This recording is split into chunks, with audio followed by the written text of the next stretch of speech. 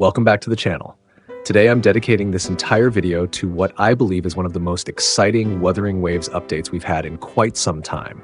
Version 3.5, Blade of Past Resounds Lingering Dream Hymns. The update is officially live now. This is no longer a preview or a leak, so everything I'll be talking about today comes from my own hands-on experience and direct observations in the game. Throughout the video, I'll do my best to clearly separate what's been officially confirmed from what's simply my personal opinion. So by the end, you'll have all the information you need to form your own conclusions. First of all, looking at the update as a whole, version 3.5 is far more than just a banner rotation. This is actually a fairly substantial content patch, and I think that's the first thing you should know before we dive into the individual features. The biggest highlight of this update is the brand new region called Mengzhou, Land of Xuanfang. Within this area, you'll find several distinct subregions, including Xuanfang Hold, Eastern Xuan Peaks, Western Fang Peaks, and Southern Yuan Hills. I've already spent some time exploring the new zone, and my first impression is that each area has its own unique visual identity and atmosphere.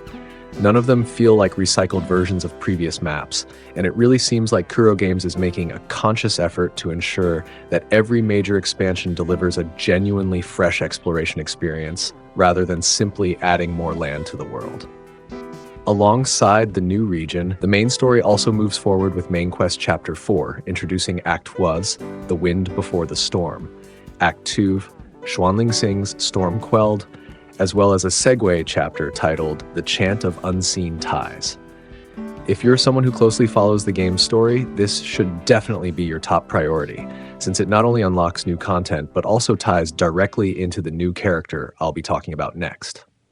Now let's move on to the part that I'm sure many of you have been waiting for the most. The two new 5-star Resonators introduced in version 3.5. The first is Yangyang, Xuanling, a Havoc Sword resonator, while the second is Suisui, a Glacio Rectifier resonator. Starting with Xuanling's lore, she's introduced as the second daughter of a prestigious musical family in Mengzhou. She carries the title Votary of the Voice, previously served as an outrider for the Midnight Rangers in Jinzhou, and is currently acting as the Xuan Watcher of Xuanfang Hold. Personally, I find her character background quite interesting because it blends music with combat in a way that we haven't really seen from many of the game's existing characters. If you're someone who enjoys Resonators with well-developed lore and unique backstories, Xuanling is definitely a character worth taking a closer look at before deciding whether you want to invest your resources into building her. Alongside the two new Resonators, version 3.5 also introduces a major milestone for our main character, Rover, Electro. After completing Main Quest Chapter 4, Act 2, Rover will awaken an entirely new Electro Resonance ability, complete with a brand new Electro skill set. I think this is a particularly important addition because every time Rover unlocks a new elemental attribute, it isn't just another build option. It also expands the number of ways we can approach team composition and combat strategy.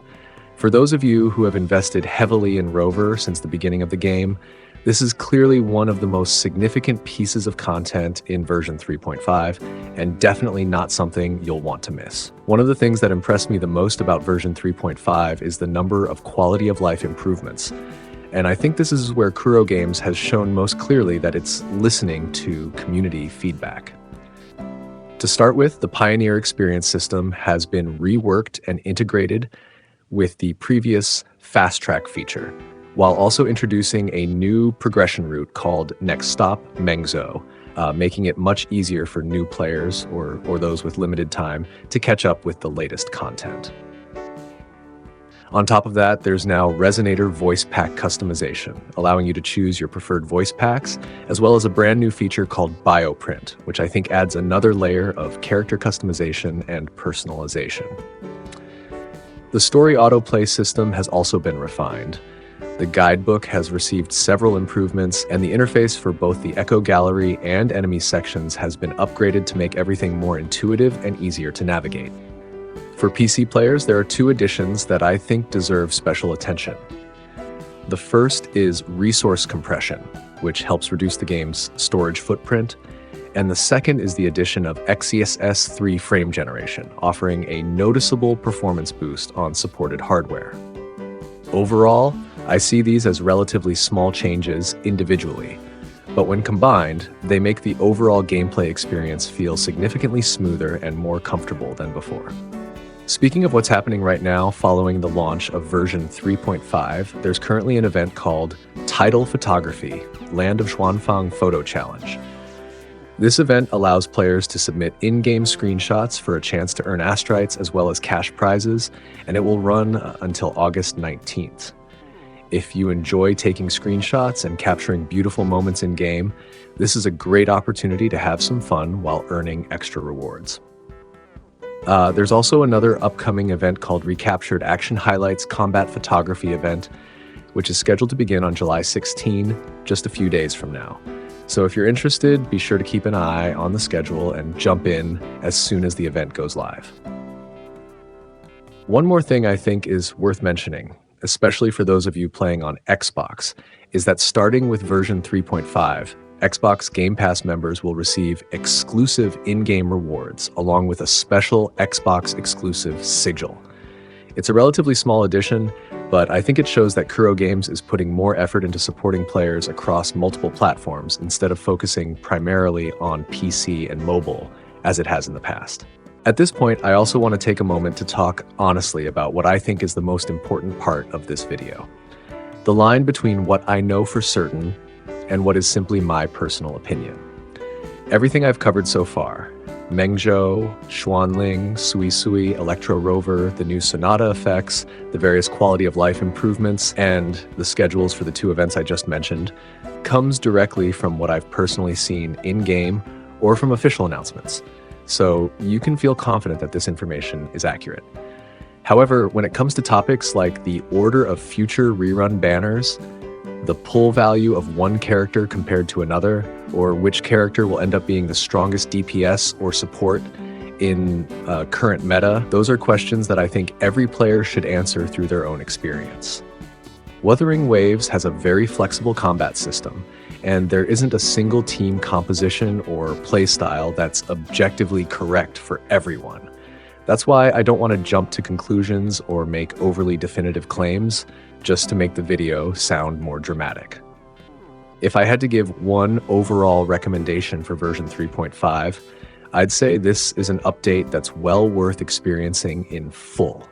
Not just because of the two new Resonators or Electro Rover, but also because of the amount of story content and new gameplay systems that come with it.